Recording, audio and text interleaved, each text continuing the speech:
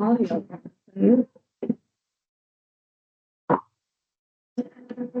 Oh, it was already recorded. All right, then. Just auto recorded. Cool. All right, good evening. This is the regular meeting of the North Country Park and Recreation District Board of Commissioners. I'm calling this meeting to order. Let's start with roll call. Commissioner Kramer. Commissioner Present. Martin. Present. Commissioner Guy. Present. And Commissioner Larson, I'm also present. We have everyone present and accounted for. All right, at this point in time, we will go to public comments. The Board of Commissioners welcomes public input on items listed on the agenda, policies and/or issues affecting the district. The board takes this time to listen and consider, but generally not to comment. Anyone who wishes to comment, please let us know. Please state your name and keep your comments to 3 minutes. Is there anyone in the room live who would like to be part of the public comment?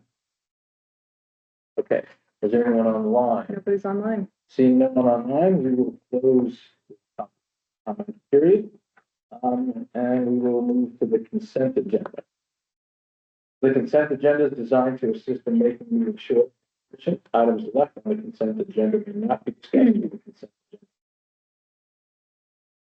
With that in mind, does any commissioner request removal of the consent agenda item? Yes, we need to modify the minutes, so I move that we move minutes into new business for an edit. Okay, moving A second. and a second. Any discussion? I had some questions about the credit card statements. I was gonna do it in a second. Okay. Because that's, Yeah, right now we're just asking about the consent agenda. It's part of that, it's Okay. huh? Part of the invoices. So you want to pull, Okay, and make expenses it, and vouchers and make that a separate discussion? Yeah. Okay, is there a second for that? I'll second that as well. Any discussion on either of those? You're gonna do motions together. We're just pulling on items alpha and then B1. Any further discussion? All in favor? Aye. Motion carries. So we've moved 2 items from the consent agenda to talk about new business. Do we have a motion to approve the remaining items of the consent agenda as presented? A motion to approve the remaining items of the consent agenda. Second. All in favor? So moved. Okay. At this point, we talked about this earlier. We're going to move from agenda item 11, or excuse me, 10 out to make that item 7. And we have a presentation from Swicca Kickball. So we're going to invite you folks up now to make the presentation. All right. My name is Casey Walker, and this is Kim Beach, and we are 2 of the 3 commissioners for spouses of the Island Kickball Association. We are entirely made up of military spouses. Sorry, Stephen. These folders kind of have a little bit about our league, kind of what we represent, and then examples of our liability waivers for just the participants and if there are any pregnant participants. And then also the last one is our code of conduct. And then also part of our 4 pillars is 3 core pillars, excuse me, is our charity. And this listed is the donation for that would be.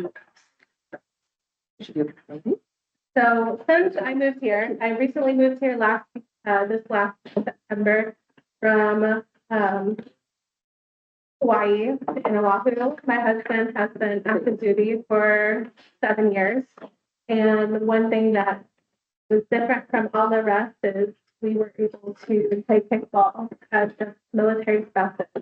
And I felt more connected with my community more than ever from there. And since I moved here, I've witness that there's a crisis that we have going on this island where a lot of military spouses are not connected to the community at all.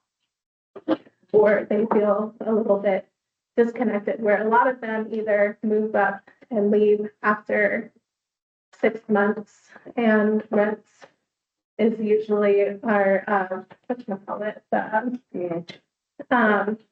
our BAH with the Hunt Community Center would only be between 4 to 6 months leasing because how frequent people move out of here. To rectify the situation, I come to you guys to propose for some field time on your guys' fields to have military spouses play kickball with each other. And in turn, we would like to help you guys start a co-ed team with the city, connecting military personnel with the community here on island. Our league will consist of not only active duty females as well, and female veterans. So it is open to women only, but of all of those backgrounds, Yeah. within the community. But we would like to help you guys start a co-ed team so that way we're not just connecting the military personnel, we're also connecting the community as well. And since we have background in the kickball deal, we would love to help you guys start that up. We also, I know we would like to use your guys' fields. We do uphold and maintain, we would like to uphold and maintain your guys' fields and better than what we've ever set foot on. And we have strict policies when it comes to maintaining fields. We have actually, excuse me, I'm sorry. Those who don't comply to maintaining the health of the fields with either setup or breakdown will receive either verbal or a written warning. And then after the third strike, the full team will be suspended for 2 seasons. So regardless, your fields will be maintained and taken care of in whatever shape, way possible that is supposed to look like when we come on and off it. So our league, we have very high standards for any participant that will be in it. We've gone through a very rigorous approval through start from the SWCA organization, which is actually through the Marines. And then we've reintroduced it because it used to be an organization here in the community. Until COVID happened. Yeah, and then they dissolved it. And so we're trying to we've even brought it back, trying to bring it back to the community. And we are now at the base CO, Captain Gamache is going, hopefully approving it very soon. Gone through all of those steps with MWR, with the JAG officers on base. And so now, we're trying to find some more fields to play because right now we have between 100 and 150 spouses wanting to play. 2 fields. Yeah. So we're trying to find more time so that way when we do have our games and tournaments, we're not spending all day on basically 2 fields or looking at like 12 teams. Yeah. And we envision this like a camaraderie with the city as well. Whatever you establish on your end, we'd love to help out and volunteer. help, however we can give back to the community too. Do you have any questions for us? Any clarification? Are you guys playing now? Right now, we're hoping to get started in fall. Right now, we have things in the works for mixers to reintroduce it back to our military community setup. We're just waiting on the final approval from our base CO to allow us to play on the fields. Yeah. Because we are considered a private association. Yeah. So because we've been gaining such a huge following and women wanting to play, we're trying to, go take the proper steps so that way we can be there and show up for each other. Does that make sense? Yeah.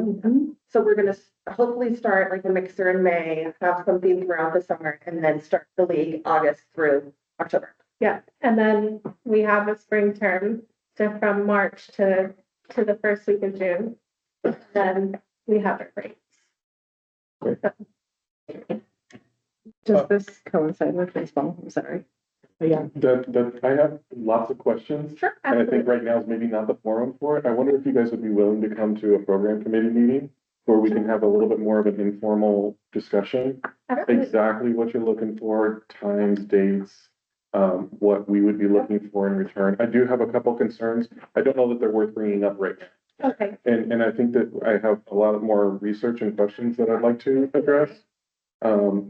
So, I'm sure that your contact information exists, but can I reach out to you? Yeah, absolutely. I also Okay. put, in Yeah. there, we have our waivers. And that way you're not standing up in front of us trying to answer questions. I'm more than happy to answer Yeah. all of the questions. And I don't have them all in my head right now.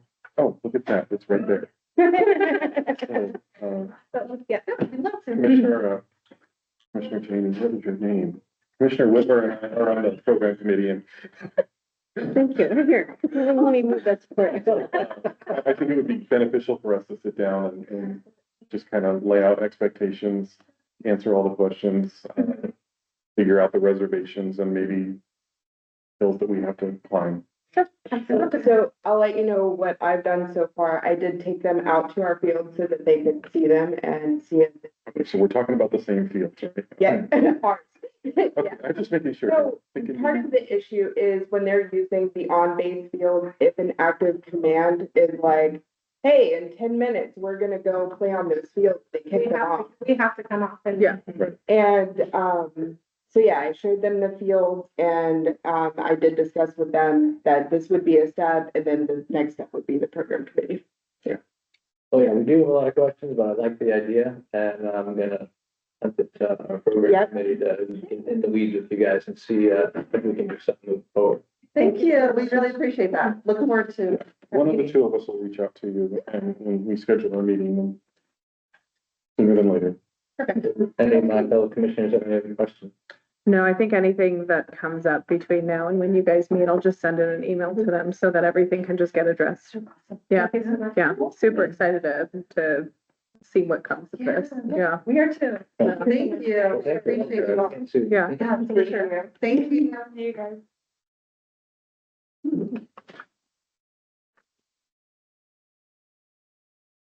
Okay. That brings us to staff report.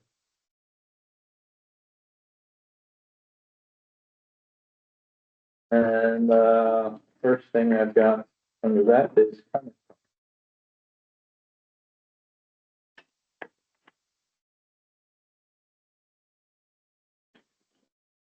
And we got two, and almost, but we both look great. It's a light comment, period, but, any comments on the comment cards? Okay, Great job, Dee. yeah, to D. Next is action item review.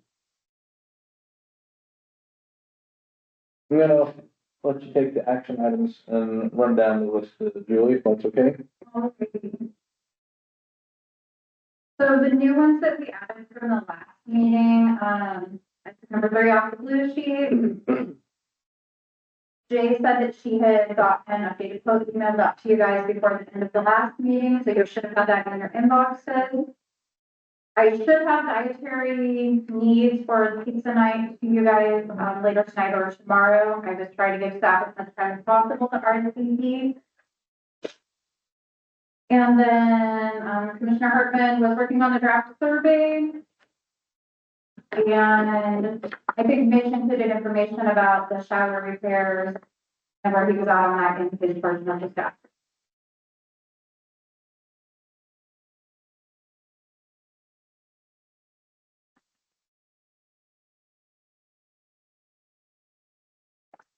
I think you can strike the website changes from action items.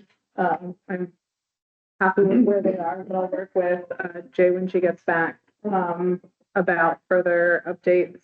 And so we can probably put that on later on. And I would, with that, I'd like to see the website kind of move more towards the colors that we picked instead of the same. Because it's still the same. Mhm. One. Yeah, I just think that can wait until, Oh, yeah. Yeah. For sure.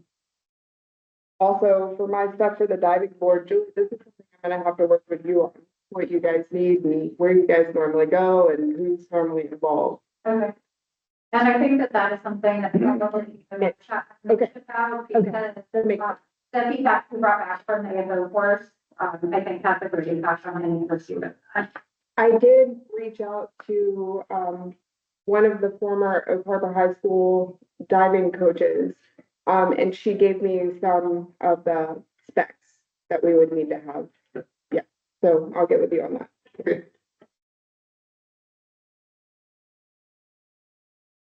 okay, anything else that we need to discuss under action items? All right, facilities and maintenance. So it's all pretty much there. They've got their pipe to legal again. Roof and gutter cleaning, mostly just cleaning of the facility. That annual backflow tests are done and submitted.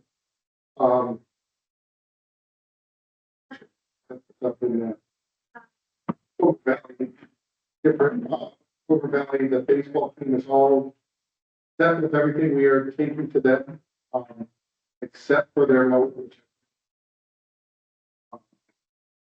they're loaded on the trailer tonight for me. Got showers, I've got the bids for them. Internally, the way they were changing things, not up to code, but they were changing things to a different timer system. And it's costing between $300 and $500 per shower. We're redoing them properly, it's about 800 was the last quote I got.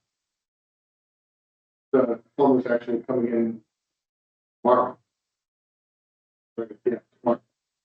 To, give me a better quote on that, because it's not for shower head and button, which I was told we were going to wait until we did a redo to spend. Yeah, so that they last the full the shower. But if that changes, we change that. The only difference is when we change that, and supposedly it goes to a whole new system. Change out the shower heads, and that'll be a couple. So, what I'm told is one. We'll fix them. No, we haven't fixed them. Okay. Up to original standards. We've got bids going on for janitorial supply and delivery.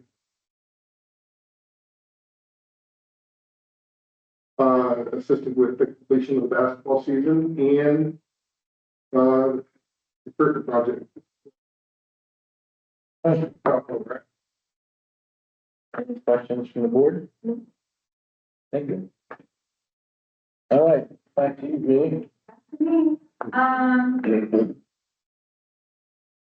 So just really briefly, North Liberty Middle School did reach out wanting to resume the same workload that they had last year. So have that starting mid-April. That will take that afternoon, like swim time, to Tuesday, Thursday, coinciding with special Olympics and lessons. And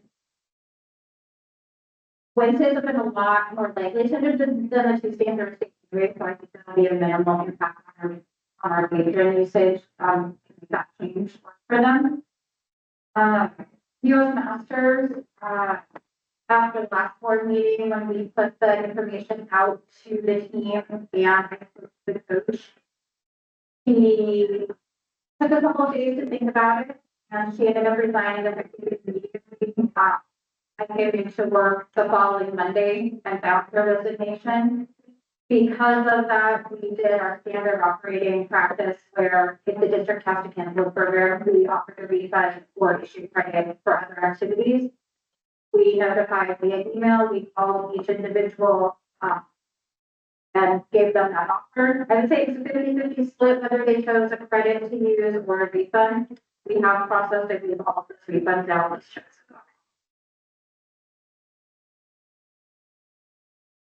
I was surprised, given the scope of the requirement, that one of the feedback was like us, we did that.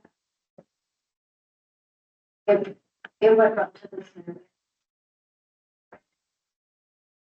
Like for course, we have starting this weekend, and then we're extending to next weekend. We have 7 candidates for that course, including I believe 2 that have daytime availability, which will be huge for our staff because daytime staff is hard to come by. Student lesson attendance seems to be building up month after month. Part of this year, I have spent some time reviewing the water safety instruction manual with our student lesson coordinator. And a couple of things that we noticed that we weren't really mirroring what Red Cross is for the needs of kids in the parent-child classes. They actually recommend keeping them in a parent-child class until they're closer to 4. And they're putting them into a preschool level, one class independent of parents when they turn 3. So we can always just start bridging and pulling them back into that parent-child class a little longer. Navigating that so that kids that are already in that preschool level 9 aren't forced backwards. It's kind of what we're working through right now. Okay. And then the other thing is for some of the higher levels, going to a longer lesson. And I'll chat with the program committee about this, but our thought process is that we would just prorate that space. I put a couple of notes in there about things on the P&L that seem a little bit out of whack and the reasoning for those things for time of year. And then I did put in information about the marketing plan, and I had actually met with our leader about it to the last board meeting. So we could discuss the board. I think that's everything from my part, and then she put in our flight services coordinator put in her part. Sharon Glass was very well attended. We were at our full capacity, right around 170 plus a little bit, I think, throughout the course of the night, and lots of positive feedback.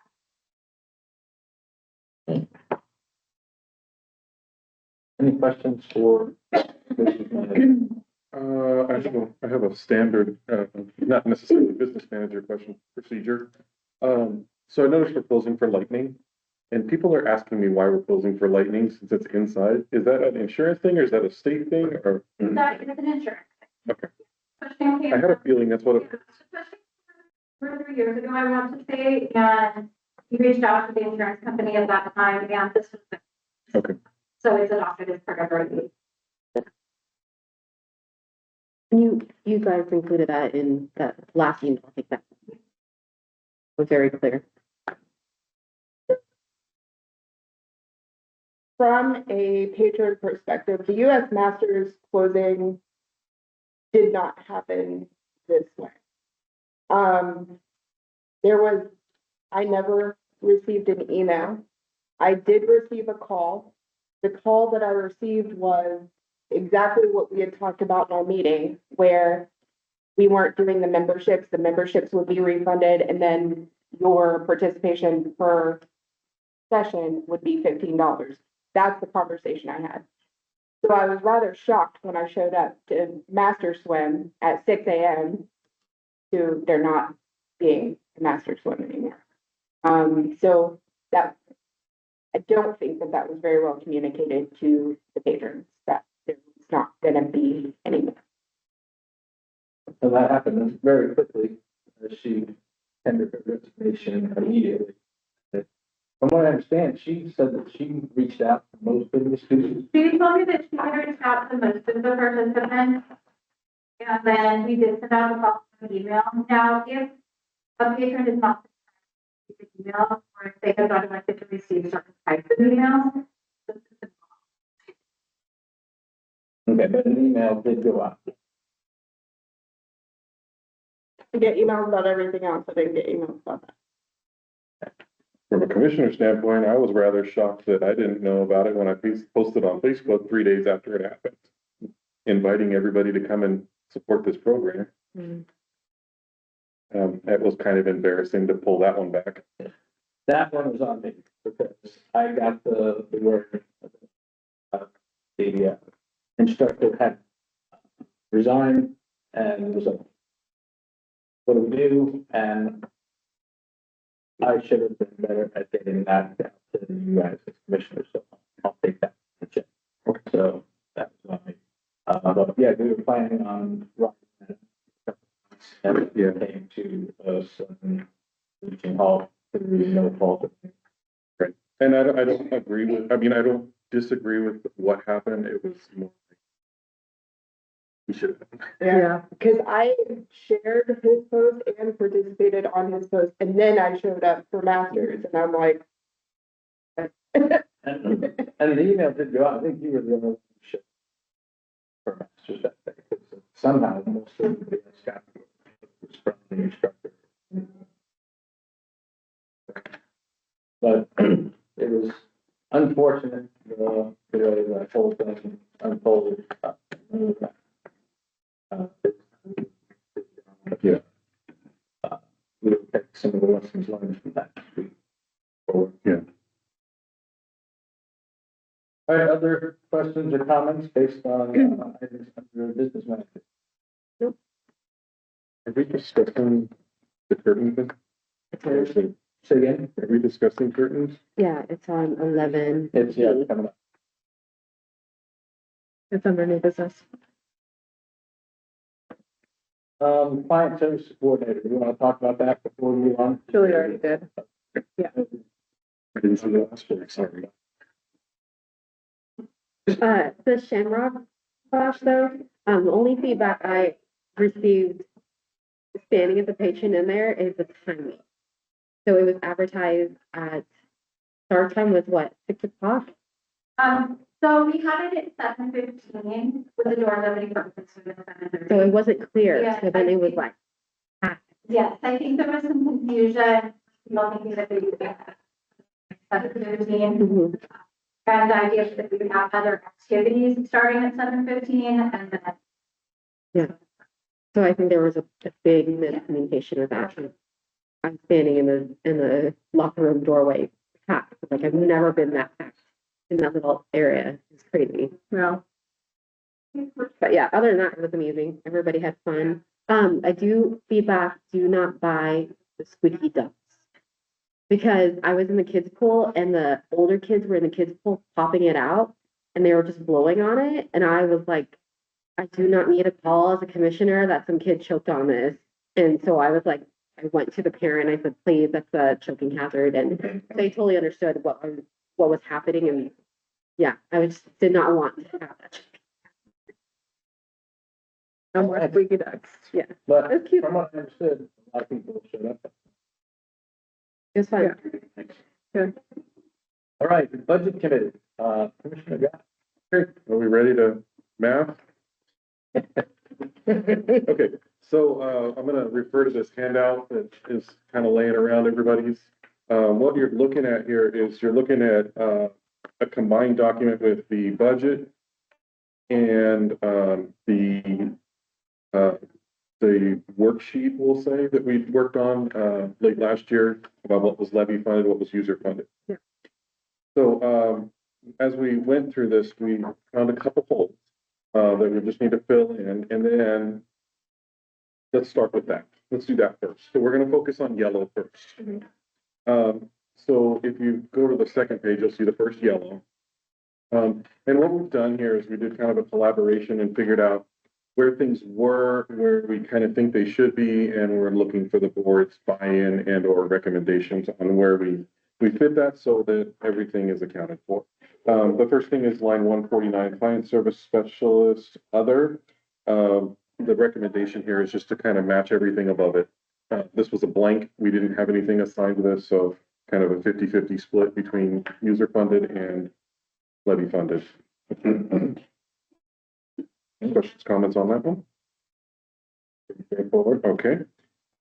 Line 206 on the next page is the recreation manager. Again, it was something that was, that seemed to be overlooked. It sort of fits in with the management and or directors. So, recommending that we leave that 100%. Well, that's why it's not on there. Yeah. That's what- yeah. Never mind. Scrap that one. Isn't there plan to hire? No, not for 25. Well, we didn't budget for it. Now that I'm looking at it, I don't know why I put it on there considering there's no number next to it. Okay, so, bereavement leave.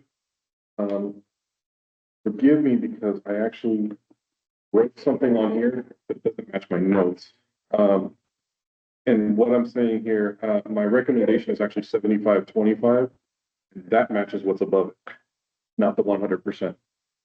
Love it. So in the category of the vacation, Yeah, the vacation, I know bereavement leave is not vacation, I get that. But as we're talking about what's being funded where, mhm, I'm suggesting that our full-time non-exempt be paid user funding as they're being paid, their vacation is paid for by user funding. And then the other three categories would be levy funded, since they are levy funded for their vacation time. So it's 75-25. The 218 is missing. So, right, am I?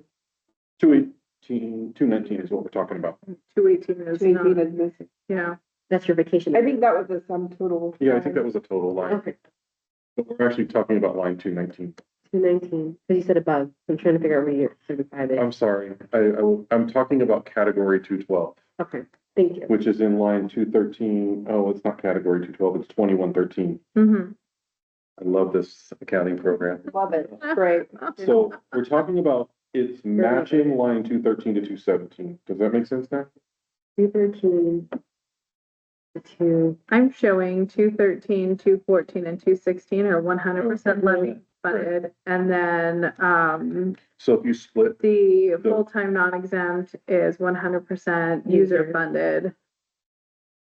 So her vacation is 100% user funded. so that's what I wrote on here, but it's a mistake on my part. I'm actually suggesting that we do 75 in the first column and 25 in the second column. Okay, for 217 and 219? No, just 219. Okay, Yes, absolutely. So I feel like this would almost need to be split into two lines to accurately reflect. Because it's not the same dollar amount. Well, and because if it's one of the three that's 100%, if everything else for them is fully levy funded, then bereavement in theory would be as well. But if it's one of the full-time hourly that is split with program fees, then that would make sense for that to be.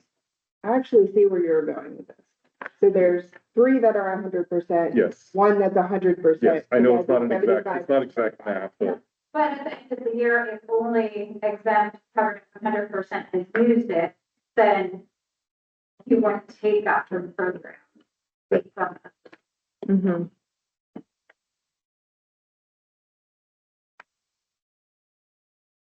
so honestly, I like her idea. Keeping it at 100. So just making the second line, Okay.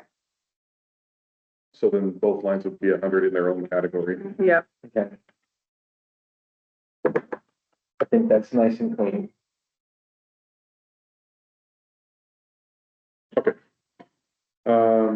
Line 231, So we're gonna put that as an action item. line 231, medical. Recommend keeping in line with other personnel benefits at 50/50. Wait, why is 222 to 224 point? Not paying those out on here? Or are they just We're- all going under other? We're not budgeting. Oh, I guess they're all going under other. No, I think that's, I guess I read that as a total line. So it's levy. If everything else is levy. We don't know. To decide. Okay, we're gonna have to come back to that one. Gonna be determined. Sorry about that.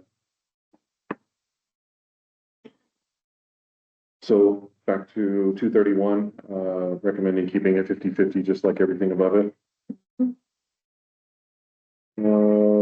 Line 251 is retail expense. If I'm not mistaken, this is stuff we sell here? Yeah. Okay, so if we sell it, then we would be funded by users. Yes. Yes, that concession expense, both when we did the enterprise, we did not spend because they are retail items. So it just wasn't listed on what was finally put out, so I think it was a pretty simple thing to determine, just so we're saying it. 301 is travel and insurance. 301 and 302 are not 100% levy funded for both of these categories because they fit into the administrative function of having the facility available, not directly impacting a program. Right. Okay, so that takes us to the bottom line. I'm sorry, it does take us to the bottom line, but now I'm going to shift over one column to the right. And specifically the yellow line where it says net ordinary income. Let me make sure I say this right.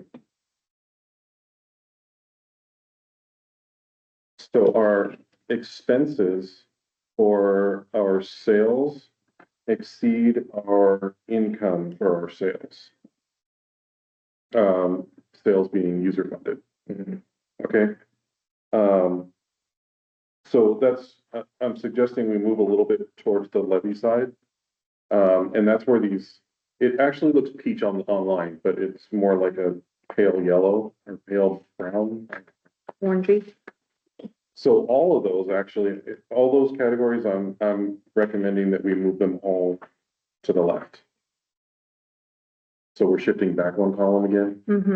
And we can look through those if you like. You just want to go 100%. So for all those orange ones that are on here. The other highlighted color. I guess it's like a pale brown orange color. Yeah, so you want to shift that to be 100% levy funded. Okay. That would, and what that does for us is it actually, it shifts more into the levy side. This was not the intent, but it uses more of our tax dollar funding and potentially lowers our cost to the users. That was not the intent of this, but it does shift the burden a little bit away from the users. Does it? We're Keep going. currently putting, the $20 lane fee. That's kind of that's what's affected by this. Yeah. So we have a large excess in the levy side and not so much of an excess on the user funded side. We're in a negative on the user funded side. Does it change the bottom line? If we change all those columns from what they are into being fully levy funded, are we at the end of the year still coming out as a net positive overall? Yes, we are still coming out net positive either way. Okay. The money is all going into the same pot to begin with. It's more like, do we need to account for so much stuff in our admin fees and our lane fees? We'll still be in a positive. Shifting these into the left side. And then we're going to possibly change the user side. I agree with you. Positive might be smaller. So we are, yes, I see that. I see that as a possibility, but we're not accounting for those admin fees on the levy side at all. So we're coming up with such a high excess on the levy side, we're not spending that money. Our budget doesn't reflect our levy amount. And reasonably, if we are still in positive and just that. Yeah. So right now, it seems like I don't hesitate to say this, but if we're taking too much taxes and not using it. Like it. Yeah, I, Guy, this is like a, I didn't take a new direction, but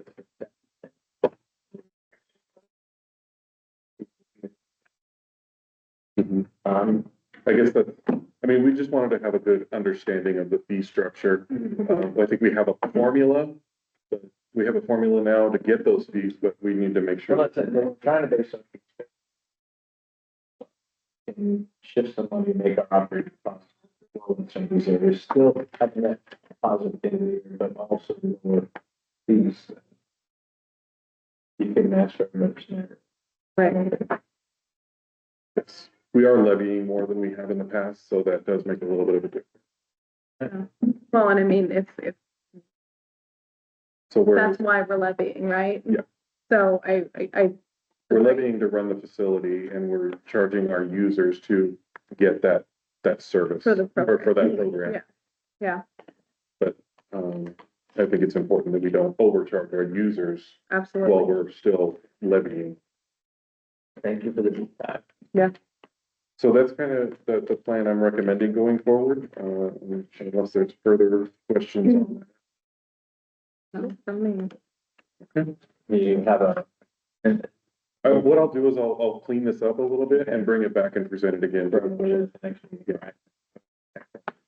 And you. not just to amend, we don't have to amend anything, right? Because we're just, It's more like, just to keep the board informed of what we're doing, and then, from that, we'll be, and we'll probably will be able to, provide a little bit better, guidance on admin fees and lane fees by that time as well, once we have a good understanding of this. Anything else for the budget committee? That's all we're doing today. All right, program committee. This has been under you. so the day camp is coming up. Usually April is the time that we start advertising. Last year, I believe it was $355 was the weekly fee, right, Julie? 305? So we looked at the numbers again at our meeting, and we're still gonna maintain it at 305. And really just emphasize that a lot of the 305 is access to the swimming lessons and open swim time compared to other programs on Whitby. There are several programs that are being launched in the community as well, so we have to keep in mind, they're all serving the same need of childcare and youth programs. So it's more enticing when you think about emphasizing swim and aquatic programs that we have. So I believe they should be launched called advertisement April, right? The intent of live registration on Monday, we need to confirm with the fee because we can have a discussion. We did, we looked at, bringing it down to like Just under two, or just under. 275. And that would give us like a small profit. But then we also have to consider, the numbers too, like the lane fees and the taxes. Well, So also, right if we now- don't meet if we don't meet the number because of so many other evictions, So we just want to make sure that you guys are aware, like, that's the original proposal right now. We do want to see if we're able to decrease it, but I think we were playing around with the numbers. I think 275 is the lowest that we could potentially go with still breaking even. That depends on the different factors. So we're gonna keep it. we will not make the 225 that the city's charging. There's no way. The 225 to what? City is charging. Have you changed the process on the t-shirts this year? For the camp, Yeah, that's the process. because last year, every camper was getting a brand new t-shirt every week. The same Okay. shirt, That was more logistics Matt, with Jay and would- Julie. that actually goes with the cost a lot. Yeah, I'll defer that to Jay and Julie for, I'm not sure. I do know that it's just like basketball. Each registration includes the part of the registration, so it would make sense that it would have. But it would also make sense to offer them a discount if they wanted their kid to use the same shirt for multiple weeks. So I think that's something we could look at. My opinion, from a guy that used to make shirts, I think the shirt is a small cost to pay on a $300 day camp. Yeah. Are they that cheap? I mean, I buy it in the bulk. When you Yeah. buy it in bulk, yeah, it should be under $10. Yeah, I was gonna say, you're talking $6 to $8, like, yeah. So any other questions for day camp? Before I go to master swim, punch cards. The punch cards, we were talking about, in the past, the punch cards, there was no end date. They were suggesting that we do a 6-month expiration date of it. That would also increase the likelihood that they would purchase more, they would use it more often. Plus, if you look at the punch cards, tends if you have a family, like, just use 2 punch cards, and then like 2 visits. Mhm. So we were proposing that we do a 6-month expiration date. Purchase a punch. Open swim. You know, the- I have no idea. Also protects us from price changes. Yeah. When we upgrade prices or change prices over the years. And punch cards are infinitely available. Yeah, I think I would like to see a little bit more research into what other organizations are doing, to figure out maybe what the best practice could be, because I can see the benefit of 6 months and I can also see the benefit of a year.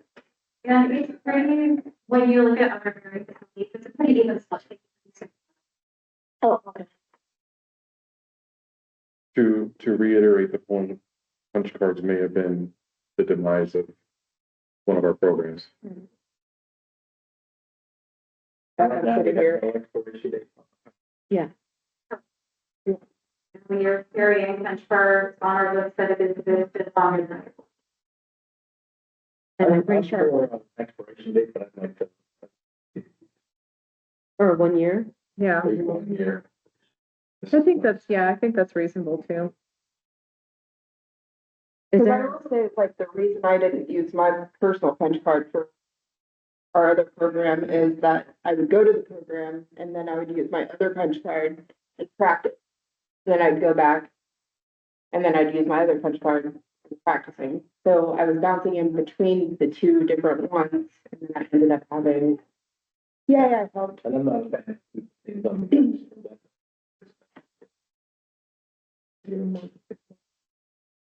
if we're doing a year, are we setting reminders out? I mean, I'm just, like, for instance, I didn't even know, I did the Shamrock swim and I didn't even know I had punch cards. And I was like, oh, I was paid. And I was like, why? I didn't pay anything. And they were like, oh, you had a punch card on the system. I said, when was that purchased? Because I don't remember. And they're like, we don't know either. Hmm. So it'd been nice to know, like, hey, you still have, do you like, get reminders of how many punch cards you No. have? I had Remaining? to I add. have a punch card that's over a year old. Yeah. It'll show you on your account how many you have left. And you can look. I know for a membership, like a monthly membership, that you can be set to send a reminder. For punch cards, I would have to look and see what we could do. It might be something that we would manually have to look at and do. So Vibrant is not really set up to use punch cards. We have forced it to comply with what we want. So there are still some tweaks that we get punched. Okay. I think we can look more into that one. Yeah, we're gonna maybe it's not today. No. And then the master swim. You guys had any more additional discussion on it? In addition to what we just discussed in staff report? I think we might be done with master. Okay. Anything else from the program? Not at this time. What's the chum run? Oh, That's, got you. that's different. Sorry. That's new business. All right, draft survey, item 8. Yeah, we need to table that. We're gonna table Yeah, that? we're gonna table that for a month because I didn't have any capacity this month to even begin. So do you want it on next month's agenda? Yeah, we can, Okay. yeah, just, if we could just send that a month down the road, I would appreciate that. Okay. Any questions or comments on tabling the draft survey? Nope. All right.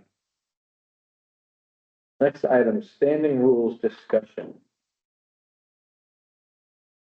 And, we had talked our last, meeting about ideas to the, committee about, anything you wanted to see added. And one of the things about this is we've we've acknowledged that our standing rules and remain. Even the external organization that looked at us, but yeah, we could use some meat on the bones. And so, this is something that I think this is just the beginning of this process. So we talked at our last meeting about bringing some ideas, things that we'd like to see, put into the standing rules, bylaws. But I think this is a living document and this can be considered regularly if we get them to a place. That being said, did anybody bring anything that they want to? I do, just based off of today, getting things the day of, and like, I'm not comfortable getting big packets of information the day of and wanting us to make a decision. I didn't have time to read this, so I don't know exactly what we're doing with it today. I didn't have the capacity for it, so we need to make sure everything is submitted by a specific date and not try to alleviate any stragglers as much as we can. Yeah, this was a lot, and yeah, it came in today. You know, I was. And the other thing that this is also, but this is all. I would say. You should, if it is for the last minute, it should come to the outline up front of stuff, so that we can discuss that when we get to this. We're going to talk a little bit more about that. Yeah. As far as what we can and can't do today, based on. Yeah. We got this information. But that's really my only suggestion I'm bringing to the table today for standing rules is that. I don't to have it think- cut off. Yeah, I don't think that we can impose any rules for staff in our standing rules, though. But we can say if the board doesn't have it within X amount of time, the board can't make a decision. Okay. So for the standing rules, I have a vision that once we finish with a lot of this budget stuff, we actually write it down. And so there is something going forward for the people that come after us. Right. Right with that. I would not be opposed to putting this as an attachment to our standing rules and say, not necessarily the dollar amount, but the categorization and this is how we pay for it. Yeah, absolutely. I think that would be. That's kind of what I think, and then when we finalize the formula, which I think is already already finalized with the admin fees and stuff, I'd like to put that in the standing rules. We're not there yet, but that's what I would like to see in there. Yeah, I mean, maybe we could cross some street together, like. Different bus, you know. The next set of commissioners, Please don't put that on me. the beefier we can. Well, I think about the challenges that we have all faced in the last year to 6 months, depending on how long we will be. It would also be great to have a description of expectations for each of the committees. I feel like as a new appointed commissioner last year that, I was just clicking committees and didn't know what the expectations were. And we still, I think we still need to have that, apparently it exists, folder where we can go in and pull policies as we need to. Because I have no ability of being self-sufficient if I'm looking for something in particular. Like, if I want to find out our policy on X, Y, Z, the process shouldn't be, I go to Bill, Bill goes to somebody else, somebody gets an answer, goes back to Bill, comes back to me. The commissioners at large need to have that folder where they can just grab what they need as they need. Do we have a shared folder on the team? We do, we just don't, I don't have access to any of the documents that we, so, in order to bolster that team folder, we need to suss out which policies are the current policies, and then, I can organize it once we get everything, good, Okay.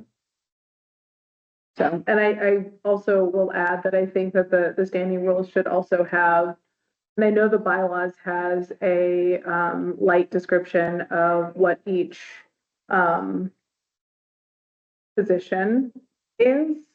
But I would also like to see kind of a detailed explanation of what the job duties for said position is. So like the chair, what are the expectations of the chair? What are the expectations of the vice chair? What are the expectations of the secretary?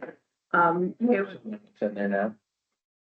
Yeah, because the bylaws has like, you got a cute little paragraph that says the secretary is responsible for the administrative duties pertaining to the board.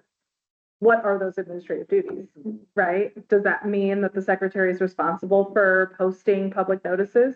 Because in my mind, that's what that means, but our staff does it, which is great.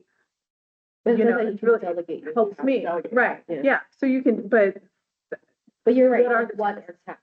You If know. You've never been in that position. yeah, That makes sense. That's the same thing, going back to the program committee and the bylaws and things, Yeah. just setting the expectations of, for each one. So what Yeah, then- there's a lot of things that are just pretty nebulous. Yeah. What do you guys think about as we pass resolutions, putting them in the thing? So we all know all the time. mhm, I like What at are- least a title. Yeah. And a history. I did start to work that and I don't think it was all inclusive, so we didn't do it with the final version, but I think it would be beneficial to have like a historical, yeah. these resolutions were passed and this is what happened. Yeah, I think, along that same vein, that can go in that shared folder that we have. You have a folder with the resolutions in detail, and then on the standing rules document, we can have a list of all the current resolutions. So that way we have the historical context, and then all the current Yeah, you ones don't are have just to put listed. those in the standing rules. Right. It'd be separate, you just wanna look up what are our current operable solutions. Right. To dig through, Mhm, and I know we have that in the city, you know, where you get right in there and say, okay, what's been passed? Mhm. What does it say? yeah, And like, for instance, our credit card policy, we just passed a new one. That should be somewhere. That should either live in the employee handbook. I mean, I guess that would be more appropriate because we don't have credit cards, but, yeah, just making sure that our overall policies match what we're passing, so we know what is what. and in the same vein, just like, Dave was alluding to earlier, Commissioner Guy was alluding to earlier, that we should have, for our predecessors, for folks coming behind us, if we leave them some semblance of organization, then, You don't typically get a turnover if somebody resigns and then somebody else is appointed. right. It'd be nice. Y'all got welcome to commissioners. Practice. Come and here, hold on.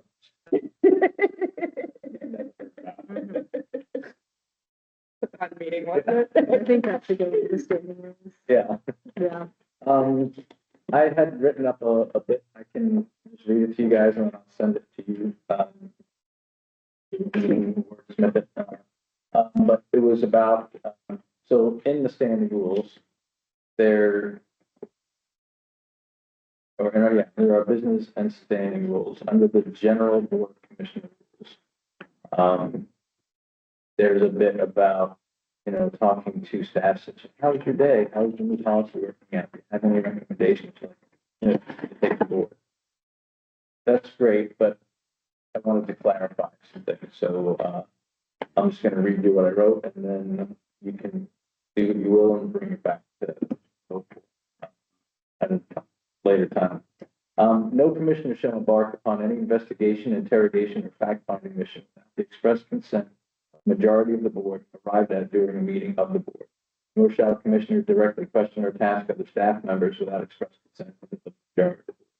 Commissioners will not randomly and without appointment appear at the facility and expect senior staff members to immediately address their concerns. Commissioners may interact with the executive director and other senior NWPPRD staff on an as-needed basis and to gather information in the normal course of their duties as NWPPRD.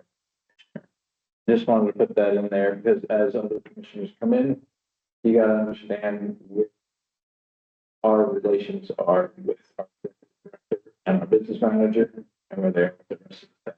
That chain of command is gotta be established and it's a single one. It doesn't have offshoots, it doesn't have. And, for convenience's sake, it's also to mitigate any confusion. You can always go up and down the chain, but you gotta use the chain in either direction, up or down. And to me, I'm just trying to think of a concise and succinct way to say, these are our responsibilities, this is how. Make it this crystal clear. Yeah. Any thoughts? I am in favor of that wording. You're in favor of that wording? Okay. I will forward that to you after this meeting. As we continue the discussions on what you guys would like to see added, there's some good things. Mhm. Let's just start supplying those. Yeah. If you wanna, I heard a couple things that you want to clarify. Position duties are, so if you have one of those position duties right now, send Send that it to me. to us. If you are on a committee and you've got a good idea of what that it should look like, send it to Melissa. We don't have to just submit these at a meeting, but, I think I'm gonna make this an agenda item for next meeting as well, just to see what you've gotten from others. Yeah. And, use it as a prompt to get more. You can add them just like that. Yep, just like that. Can it just be, a standing agenda item in or bylaw then? I think so. Yeah. So we'll take that as an action item to agenda item. Under committees, yeah. Other committees and so will other ones. Notify. Any other comments, questions, or inputs about, that? Then rules discussion. Thank you. All right, we have moved this with the kickball presentation. The next item on here is the donation request to Chumlin. Commissioner Hartman? Yeah, so, Island County Public Health does a annual chum run as a fundraiser for youth sports scholarships. The sponsor amount is $125, and as a recipient, North Whitby Pool Park and Rec is often a recipient of these funds for, community members to participate in our programming. I think it would behoove us to sponsor, the chum run there's two levels, there's $125 or $250. And the only difference is your logo. If you are at the higher level, you get your logo on the t-shirts a little bit bigger than the rest of the logos that sponsor at $125. So I think it's the least we can do to, show the appreciation for, that continued patronage of, our constituents and the partnership with Island County Public Health for this. And it's good for our youth. So, I'm sorry I didn't bring the sponsor letter, but, those are the two levels at $125 or $250. I'm going to recuse myself from the vote as a person that works for Island County Public Health. And, just leave that kind of the discussion of the amount, and whether you want to donate up to you guys. Have we donated to this before? I have no idea. We were involved in it before. I don't know what that entails, but we have historically been involved in the chum run. Last year, I think the plug was pulled on the chum run, so we just ended up not having anything to do with it. And so that actually predates any of us here, so I don't know what that was. Yeah. All right, well, it's open for discussion. I want to ask Julie, historically, have we, and how much did we contribute? So historically, we have not contributed financially like this. We have contributed time and staff. Jay has gone down to South Whitby to help run it. Our rec coordinators have gone to help set up and run it. Last year, our rec coordinator was very actively involved in setting it up, and they were looking for a new location to have it and a different date and whatnot. And the plug was full on the county's end. Just logistics were not working out, but that's typically how we chose to contribute because we are quite often a recipient of funding. So I mean, not involved in that capacity this time. I would anticipate that when they get back, she would tend to be involved in a similar capacity to what we've done in the past, but it is not something we discussed. And I will say that, it is scheduled for May 3rd this year, so she might not have enough time when she gets back. And it's in Fort Casey, so the time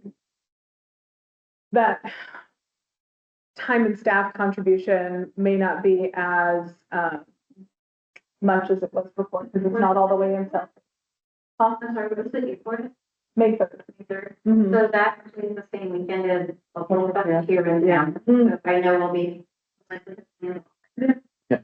Well, that's good to know too, because we figure if we did that in the past, we take a look at that investment, but salary. And to bring up a point, this is kind of why I wanted the calendar added to our package. Because I have been to Culture Fest, and it would have been easier to just look forward and thinking at this event at the time. So I think that would make things, still think that would make things a lot easier, because I don't know where we are and what we're doing. I know that there are things we're gonna have to do over 4th of July. But what, when, where hasn't been determined. Also, I know when we did the donation to Central Whitby preschool, we had itemized the expense as advertisement. I really do think that we need a line item for donations. So we can show that we are actually. Like a philanthropy line item. Sort of agree with you, but I'd like to put it under advertising. I don't think we should make it a solid donation, because just because we are taxpayer funded, I don't think we should have a straight donation line. It should be under advertising. But it's fine. I'm fine with having a separate line for it. That's my, Because the more I look at it, the more I'm. because I was just looking at that too. I went straight to looking at the advertisement budget because, I know when we think about our past sponsorship for the carnival, WAG, how did we incorporate that? A lot of it is really just purely advertising. I would be in favor of supporting it, but if we do in the long run, benefit our patrons. It's $2.91.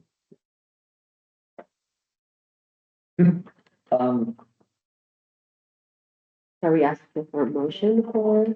I'll motion.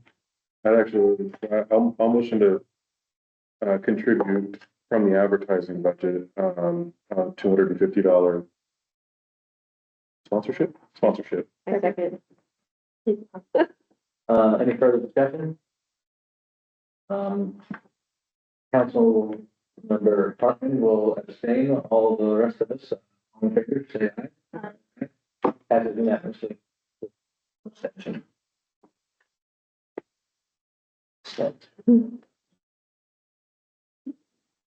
Maybe Springbrook, we can have a subline. Hey, let's talk curtains. The next item on our list, formerly 9C, I'm not gonna say what the new is. It's when printed. Notification of live meeting curtains, Commissioner Whitman. Yeah, so I brought this to the attention when we started meeting here. I just know there's a lot of patrons that are my personal friends that do the swimming in the afternoon, and they were like waved at me and didn't realize that they were being live recorded. And they're like, I didn't like that idea. So I asked Julie to put signs at least just to public announcement, but I think we should really consider more temporary permanent structures. So Mitch has also assisted on this. He provided us with 3 different options. I prefer the first page. I prefer the first page too. I agree. If you are willing to throw out the Yes. second page. Yeah. So Mitch, I appreciate and laud your efforts.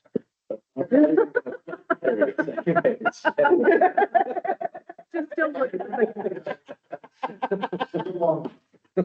So, I mean, I do agree, we want to be open. I like that we are meeting here, but we also need to consider people's privacy and, just compliance too, because I know there's a lot of families that don't want their kids pictured or themselves pictured in bathing suits nonetheless. But having this be here, I always think about different ways. one, it could be used for our meetings, and then two, it could be used in this room to divide. That would also allow us to, make this into two separate rooms, but there's a lot of sense for you, for doing it. So I just wanted to bring that to everyone's attention and see what we could do to establish that for meetings and moving forward. The question, is the 16-foot the I'm gonna defer the questions to Mitch. That'd be. okay. And so I looked at this and, for me, if we were gonna do that person, which I personally like, it looks like they fold down a lot easier and neater, but I would go for three of those because we want 24 feet. I don't think 16 feet was gonna be enough. Yeah, And even at, It still comes in cheaper. yeah, I was gonna say, even at three of those, that still comes in less expensive than the 25. Mitch, do you know how tall these are? it says 71 inches, so that's Just a- just, yeah. See that? If you look at the super small print at the bottom, it's like product, and then 100 inches wide and 71 inches. Taller than me, that works Yeah. out. So just about 6 feet. Yeah, You would Well, no, block cause it. like, you Yeah. think about like people's height and walking. Yeah. Yeah. The one concern I have about the first option, because I'm in favor of doing that one as well. I think it looks nicer and I think it looks nicer and it's cheaper. But the one concern I have is storage. Yeah, and I was gonna actually defer to you, like, what do you think about storage? Is this gonna be a problem? Is this gonna be is it gonna go nicely up against the wall or? I think the way these look, we could stack them along that wall. there. Okay, it'll be okay. I just don't want to be hauling back in the shed. Oh, I agree. yeah, no. I think they should stay in here. Yeah. Like Behind you the could have- shutters, maybe. Because it looks like you can fold them relatively flat against each Yeah. other. So you could go into, yeah, well, I don't know that the legs will allow you to. Well, slide it. I don't know if they might easily pop out of the legs, but even if they don't, you can store. them Yeah. up against that. Just stagger the legs. Yeah, Yeah. the second option was to remove it completely. I wouldn't have to do So you're buying two or three panels. Yeah. So that's about 150. 300, right? 50, so 200. another $27. Yeah, about 2 and a quarter. That was easy because it only came in black. I'll see if I can find it. That was just a quick. I mean, based Yeah. on what I'm saying, that is the deal. I think Julie found it. And that's it. So I like the 24 feet. So make a third one. And if it's not enough, we can just hang on one more. Yeah, Yeah, exactly, yeah. I think it fits into one of their credit card budgets. Yeah. Without. Do we have a motion? I motion to purchase 3 of the option 1 from Amazon. Stand room divider, privacy screen for bedroom dining, et cetera. I'll second that motion. Any further discussion? No. All in favor, say aye. I, Motion carried unanimously. Gonna get us some curtains. Okay, medical insurance. oh, wait, is that, oh, never mind, just kidding, keep it. This goes back to getting this very large package to town. Which obviously, all of us, this isn't our day job. We didn't have adequate time to look over this. I would like to remedy this issue, but I don't think that I can do that now until I look over this. And what I would also like, this is just a lot and not very well and easily digested. Yeah, I had to flip it on my computer a couple of times as I was scrolling down. Yeah. What I would like to see is, these are your options and how they compare to one another. I want to see a summary. The first, Commissioner Larson, if I could just speak to it briefly. Please do. So the packet that I sent out today, I'm so sorry it came out so late. We just got the information back in our meeting and there was a problem with getting the document. So by the time I got it, this was when I was able to send it. It is really the full detail of all of the different policy options from the quotes. The health insurance was already approved by the previous board, and it is, and was approved as a motion with 80% coverage for the employee and 50% for the employee dependents. And it was budgeted in the 2025 budget at roughly $69,000. So these are the codes to fall in line with that. In the past, what has happened when we were offering health insurance benefits years ago was we would get codes like this and the employees would look at essentially this package that I sent to you guys. And as long as it fell within the ranges, they were able to pick the one that met their needs best. Okay. So we would really be at the point with this where I'm sharing this informationally, I'm sharing it with the staff that would potentially be subscribing. And then they would be making a selection and we would be going from there. So this was never intended that you guys would need to make a Okay. decision. That helps. Could we also get input from the staff? Could you bring that maybe to the, I don't know what we're doing with this, but it's gonna be their insurance. Well, that's the thing, if this works the way it should work, what we'd be doing is we'd be approving a number of these and saying, based on what has already been approved financially by this board, up to this amount, $69,000. These are the options that they have, and then they can choose. So I say we can get back to staff. So, but that's what I'm saying, what we're being asked to do then is to approve these choices. That. No, we have to have one. I Well, think. if you guys all go to page 8. Try to count it. But it looks like this, they're not numbered. It looks like that. This? Yeah, Okay. so this actually, I've worked with health insurance packets for my employees, for our agency. If you look at this, this is your cross references of the three main packages for health insurance, plus the 3 different other supplemental ones. So my understanding is that we approved 80% of the premium for the employee. For the employee and 50% for the dependents. And the board at that time never specified whether they wanted to include vision, dental, accidental, any of those additional benefits. And they also only voted at that time to approve coverage for salary exempt employees. In the budget and in discussion of the budget, it also extended that coverage to full-time non-exempt employees, but that's something that the board would need to approve. So we would be paying 50% of. Okay. And they did build some buffer into these numbers, because we have 2 open full-time non-exempt positions. That if we fill those with somebody that has dependents, that would affect the overall premium. So they did build it.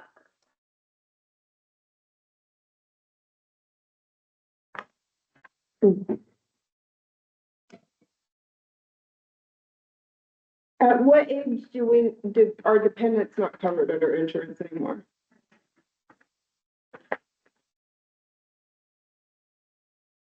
With a certain, So we're looking between 215 and 321 per beneficiary, per dependent.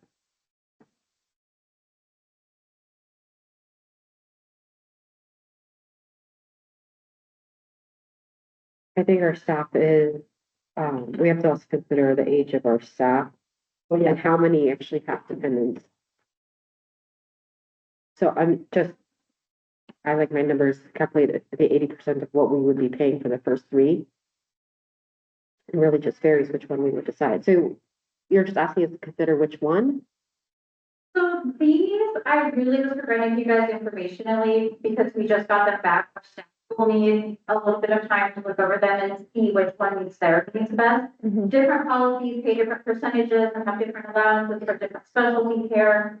So it really will be a decision that the staff will need to review and will need to come back with. So that's where I really want to be clear. I wasn't expecting you guys to make a decision on that part tonight. just this is when the information happens. But it would also be recommended that we would only pick one and not all three. Yes. Yes, we will need to pick one. For Island County, what is Island County? Do they pay for your dependents? Yes, well, Island Fully? County, It's also Island County fully insurance covered. is far and away. We're not gonna. It's fantastic. So, I'm gonna cancel right You here. don't wanna be comparing those apples to these. I was just looking for policy kind of things, but, okay, never mind that I asked about Island County, but mostly, like I know would be health, they don't cover dependents at all. I don't either. For Most, private sector. most corporations do. But again, we have to consider For sure. what What our, I know about Kaiser is that you have to go to their facility, right? No. Wait, is that a yes or a no? Yes, you have to go to their facility unless you want to pay out of pocket, like higher out of pocket premiums. Okay. So with Kaiser, if you're out of network, you're paying more. Well, when I had Kaiser, like Whitby Health is in their network, so Oh, it I is? wasn't paying more, but it's not a Kaiser facility. Well, That makes the sense. reason I say that is because that's the one that this presentation recommends. uh-huh, So, it's the cheaper, it's the lowest. It would be $513 for each employee. I mean, this is gonna sound bad, but if we're going all in, why are we not going all in? Are we just covering 5 humans? Right now, with the staff we have, that is covering, it would be potentially 6 county dependents. Oh,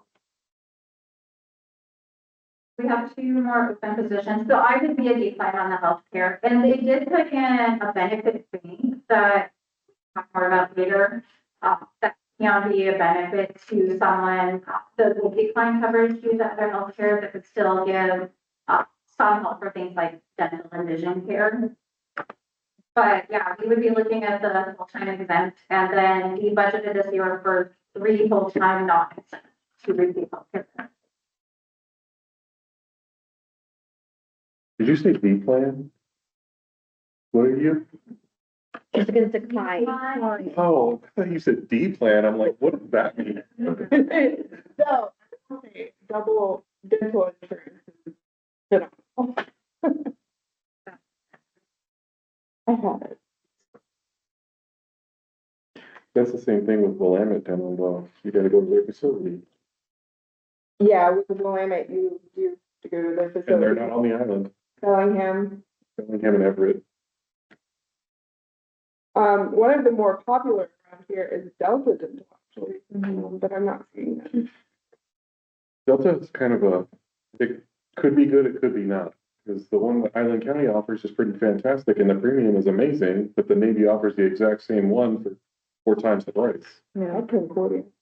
Okay, so obviously we're not ready to make a decision tonight. You said you're gonna go back to I don't the have staff. I'm retiring. So then why don't we table this and put it back on the agenda for next month and you will discuss with their input is. I moved, Sorry. I moved to table the discussion on health insurance. It will be, Do we need a motion for this?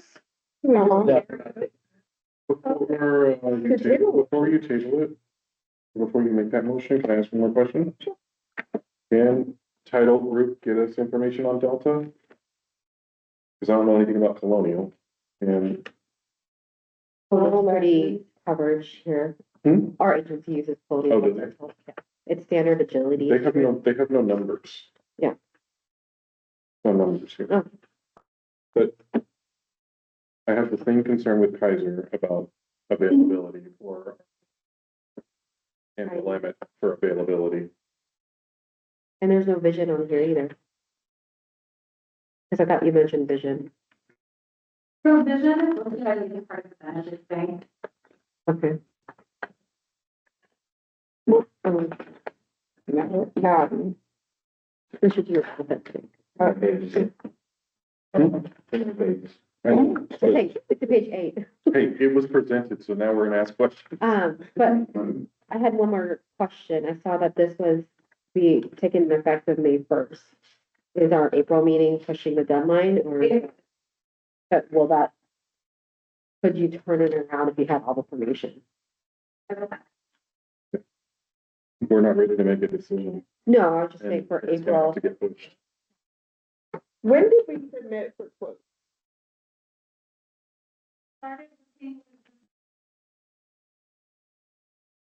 Last meeting? And then I had to get the census information completed, so I think we were about 2 weeks from census information, that's the only time I have. Not that that's a huge problem, but I think moving forward, once we pass that budget, saying that we were going to offer medical, maybe starting down that path. In November time. Is this a commissioner chosen thing, or is it an employee or director? So we've already passed the budget for it, we've already funded it. This is between the director and her employees. From what Julie said, it sounds like it's between the director and her employees. We just have to approve which I'm plan. asking, throwing it out there, because we're a once a month meeting. Yeah, that's the thing. I'm thinking we approved the budget, we approved the cap. We're done. And it looks like a lot of the employees affected are. They're gonna know. They're gonna know which way they're gonna go. Yeah. Both of them.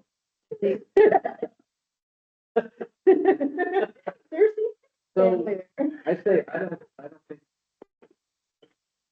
What I'm hearing and what I'm thinking, based on what we've already done, we've approved a budget, we've established a cap. I don't think it's our job to pick the insurance. So I would like to motion that we defer this delegate this to the executive director. Staff. Candidates. Is that an official motion? I have a motion to do that. Second. Any further discussion on the motion?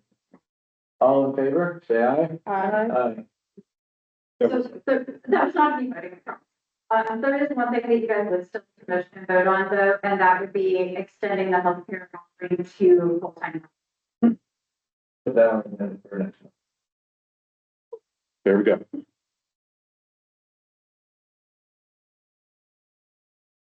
All right, this is fun. Employee of the month, item 90.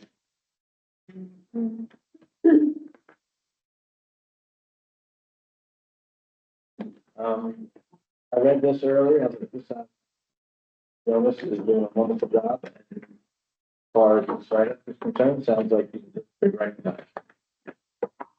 He is a rock star.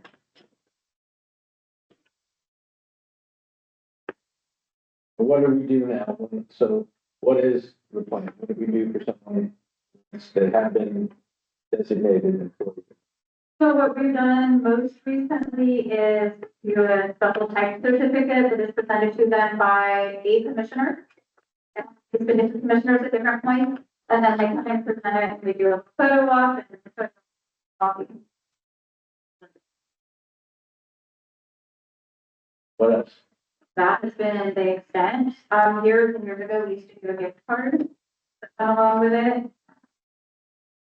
We've discussed doing different things like a guard tube, if they were lifeguard staff, a special mug, something like that.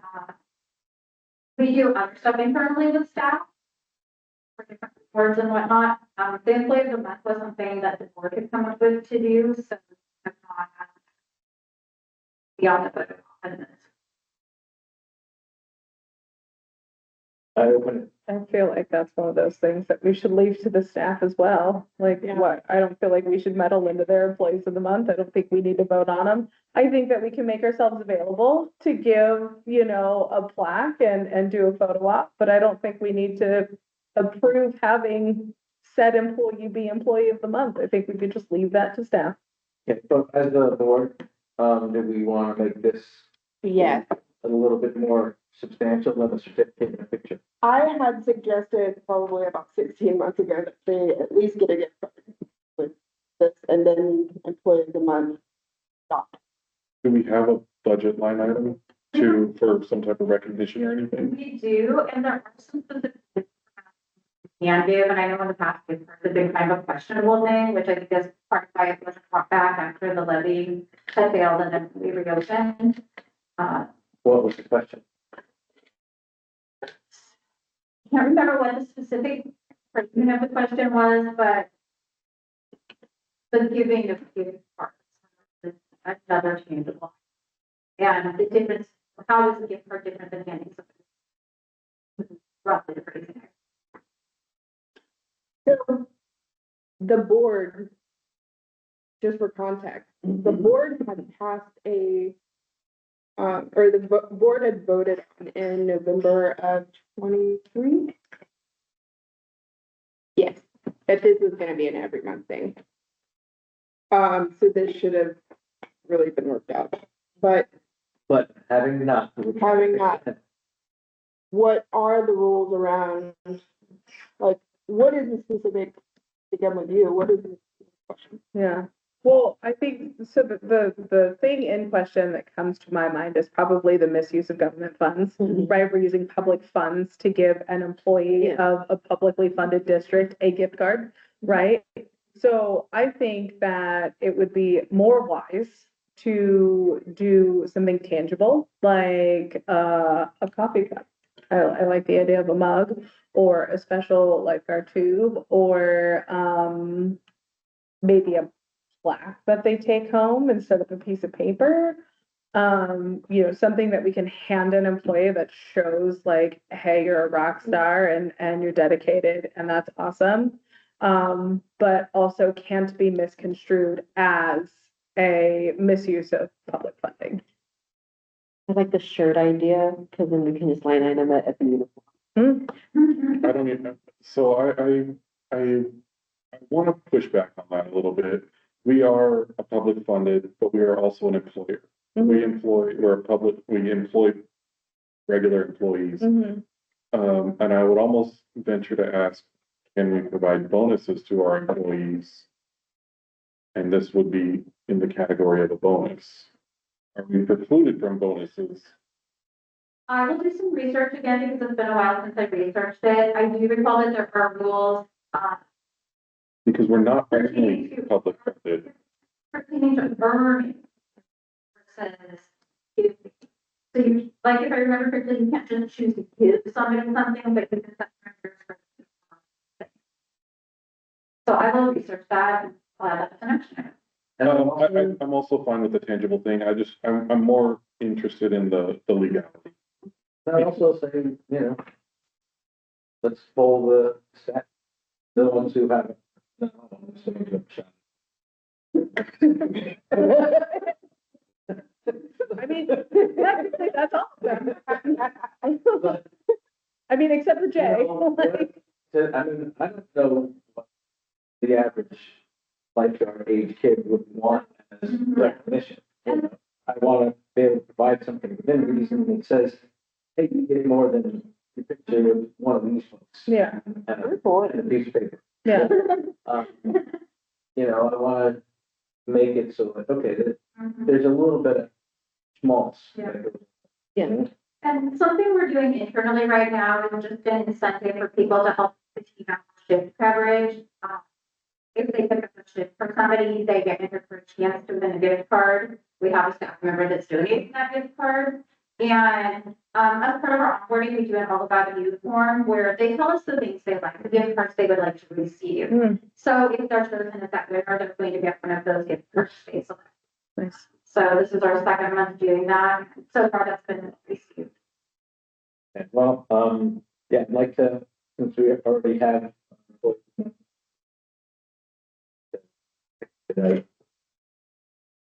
Taking a look at what our options are to have this part of that recognition. And as Also, my son works for DoorDash, and the other day I came home and there was a DoorDash app. Using his hard-earned money. Yeah. I also want to add some positivity here. Jonas was actually the one at the front desk the day I came in and found out the masters had stopped running. And he was incredibly sweet. He was incredibly professional. He was just lovely. I don't know who it was, but there was one of you in this room that I was like, oh my gosh, he was so sweet that I had texted. But yeah, he was incredibly professional about it. And for a young kid, that spoke volumes. Yeah, so, pass on our congratulations to Jonas, and then, we're gonna pick what is appropriate.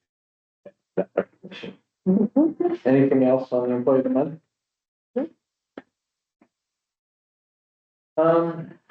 Executive session. Nope, we need to do the minutes. Let them do all the Yeah. moving. Oh, Yeah, we moved all those things. that's right. So we need to make an edit to the minutes from February 27th. I wrote down the wrong committee members.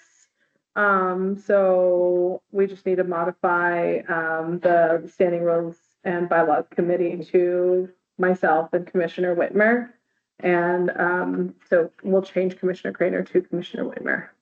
Me? Oh, okay. I haven't been on that in a while. Yeah, well, I wrote down that you were gonna be on the bylaws committee by accident, so it's supposed to be, yeah, the two of us, so, we just need to modify that, and then. Okay, so we just need a motion to approve the minutes as amended. A motion to approve the minutes as amended. Second. All in favor? Aye. Passes unanimously. Anything else? Your credit. Yes. BI. Are you taking that? Sure. So I was looking through the packet and noticed we still have invoices from Shane Hoffmeyer's card, which was at this point, what I was looking at, used up through the end of January. Shane Hoffmeyer resigned in November. Per our policy, that's not how that operates. Our policy says that the person on the card is responsible for that card. So I have no idea really what it was used for or why it was used past his exit from the district. So that's my first question. My second question is, I still am not understanding why we're paying interest on our credit card statements, nor do I understand why the interest that we paid is not showing up on our P&L statement. Can I address the first question? I'm pretty sure that, the ED last month said that they didn't get a card in for Mitch on time. And we had like that blackout so if something had to be purchased using Shane's credit card under Mitch's like tenure, because they hadn't, like, there wasn't the crossover had happened, but we didn't get a card in Mitch's name in time and that blackout happened. And then so that I briefly remember her mentioning that in February's meeting. It's a whole month of charges. So. Okay. And so I think in line with our policy, what should have happened instead was a joint usage of either the business manager's credit card or the executive director's credit card, not an employee that's no longer here. Okay.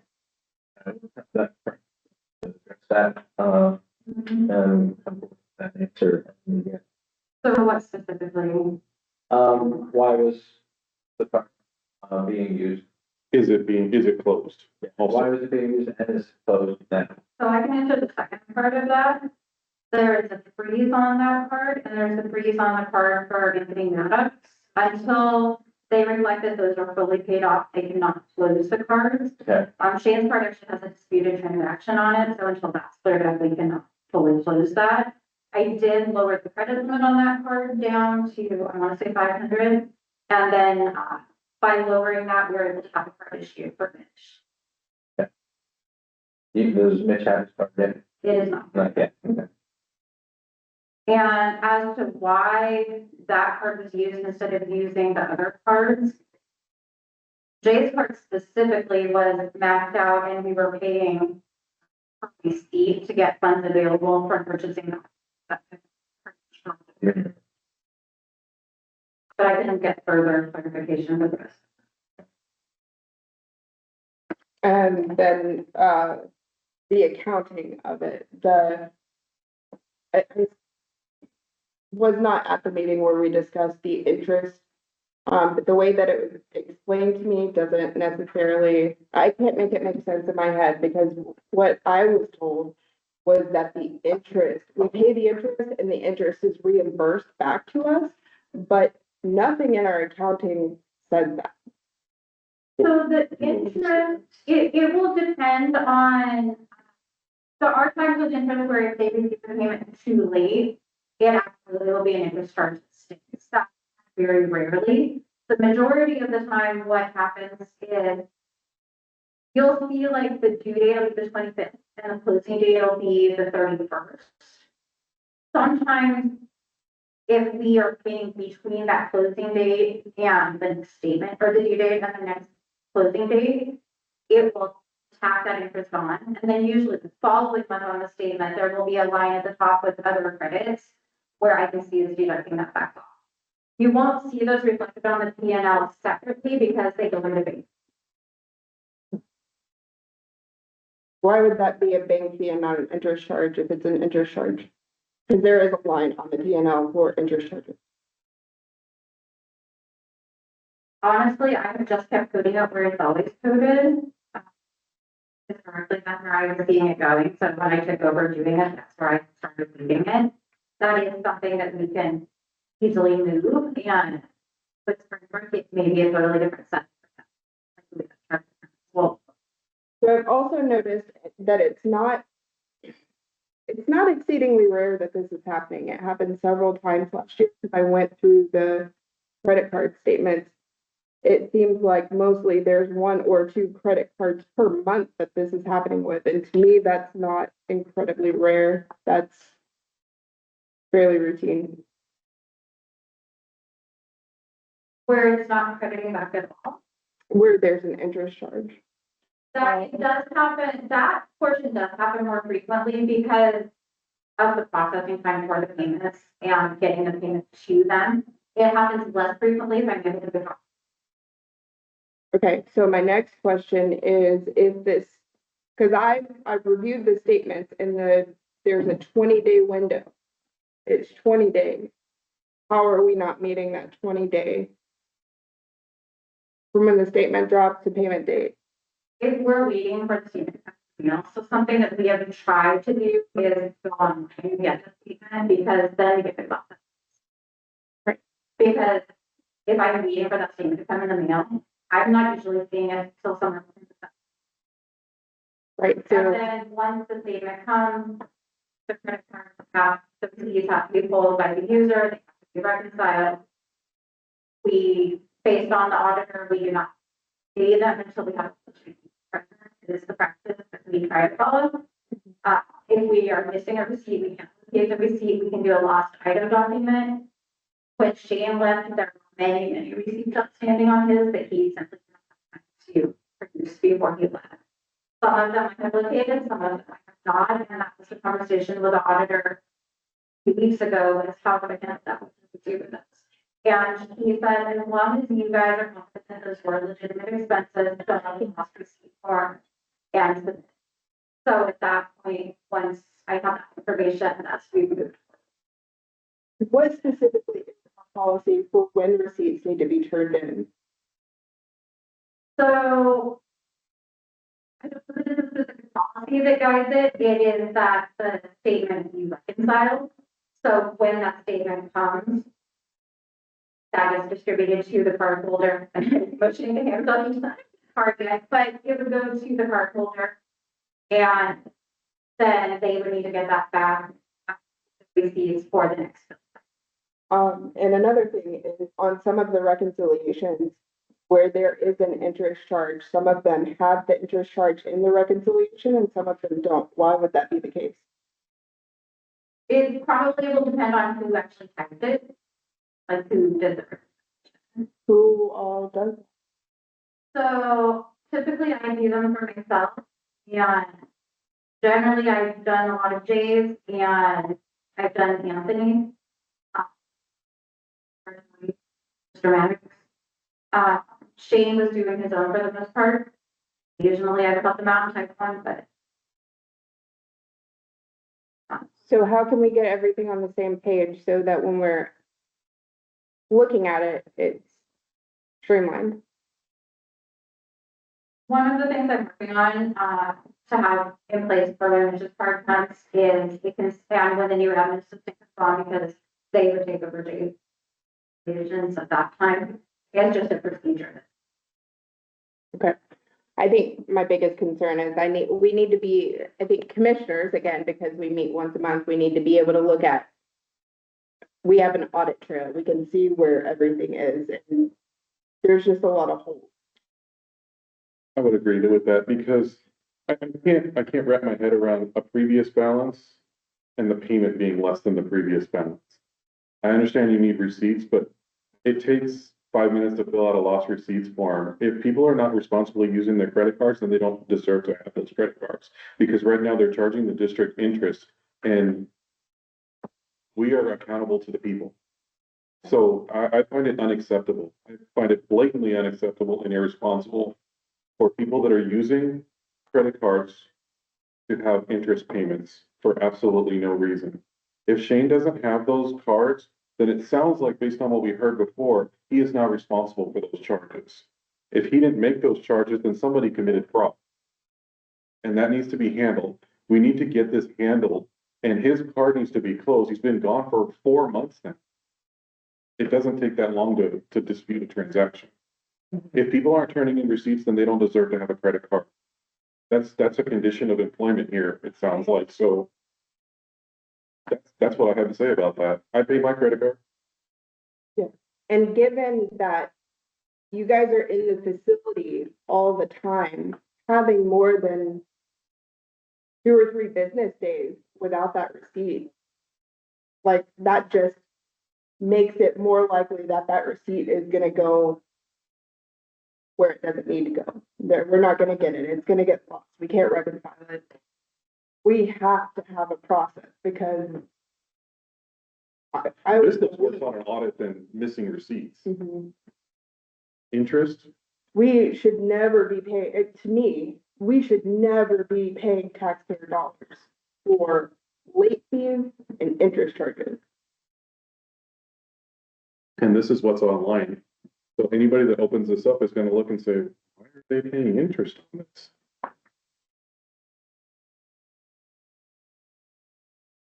So I would say moving forward, since you said you're gonna be developing a standard operating procedure for that, just develop that SOP. And then let's make sure who's got a card gets a copy of that and there's no questions about it. And let's bring this in, so we're getting those, and in that SOP, you said that once that invoice gets here, they've got 3 business days. To go out to produce those receipts, and if they don't have those receipts, then they're gonna come and see receipt. So that we can, reconcile and get those bills paid. Does that sound reasonable? It sounds reasonable, and years ago, we used to have where it's not titled that, but the person in my position had on the desk files for you. And literally, if a credit card was used, you immediately printed your receipt or brought it back from wherever you were, and it went straight to her. How did we So straighten that? Can we- Yeah, is that something you can reinstate? Yeah. Thank you. Yeah, however you think you can do this, and so there's gonna have to be a paradigm shift, which is gonna be a little bit of pain for those who've been doing it before. No pain for you, Mitch, because you're gonna learn a whole new system. All right, But I think that it's really important that we are transparent with our money. And if I'm in every meeting and I'm in the discussions and I can't make sense of it, our patrons can't make sense of it. and I wanna thank, Commissioner Kramer for bringing this forward with the something that, this is one of those things where, you know, some of these crumbs can slip through the cracks. The crumbs and that, the bigger crumbs. Thank you. Divide and conquer, my friend. Where in the heck are we? We're not the last.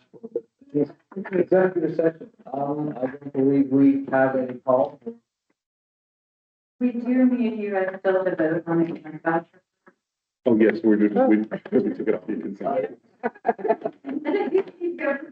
Thank you very much. So I will motion to approve the expense doc. Okay. All in favor?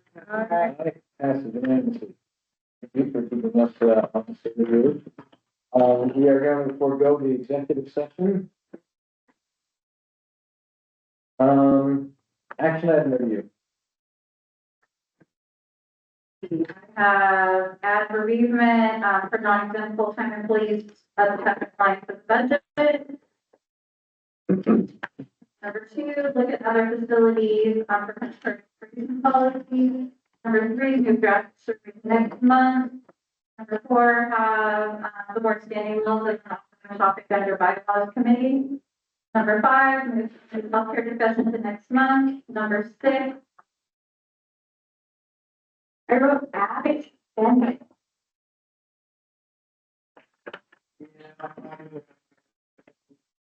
What was the one before it? The healthcare, the healthcare. Oh, add extending healthcare to full-time. Number seven, research employee reward rules. And number eight, expanded explanation for why she departed. Did you have one for And then. vision?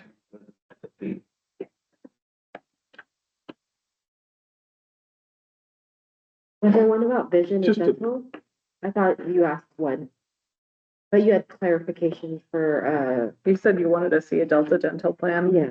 oh, it would be nice, but, yeah, it would be nice I can, if title will do it. I think that's what it says on here. Yeah. Just to clarify, I think we all know why Shane's card was used. Do we need a further explanation on that? I believe so. We I know, think we know why it was used. we understand, but it's just the optics of, you know, if it came down to it, who do you actually hold accountable? All right, final board comments. So we go around the room. Anything? Nope. I feel with every meeting, we have become more and more productive. I know when I got here, I know everybody was new and I think we were all finding our way, but with every meeting that we have all come to, I think that we have each improved in our own way and as a group we've improved. And I appreciate everybody's time and effort and yeah, that's it. Appreciate it. Everyone. Here, here. Rebel, rebel, I mean, here. Commissioner Crane. No, don't really have anything. Thank you guys for all the work you put into this. I just need to know logistics about Sunday pizza with the commissioners. Is that this Sunday? Yeah, That is the Sunday. it's this Sunday. It's 6 o'clock. No, it's the 30th. I just need, like, do we need like a public notice because we're all gonna be here? Yeah. Yeah. yes, I'll be getting that. Oh, and there has been a public notice issued for this evening as well, Thank you. That's where I. and that's going to be standing. Oh, You know, it's just one more example of how we're tightening up the ship here. Does it say where we're going? It says, no, it doesn't say. It just says that we might go somewhere else. Yes, it says for a social gathering. Yeah. Okay. I was just wondering because I'm hungry. And with that, I've got nothing else. This has been another good and productive meeting. Thank you all. And with that, we are adjourned. At 7:54. Yeah. That- 2 hours. 2 hours. We started at 6. I feel like it. Just so you guys never did I logistics. think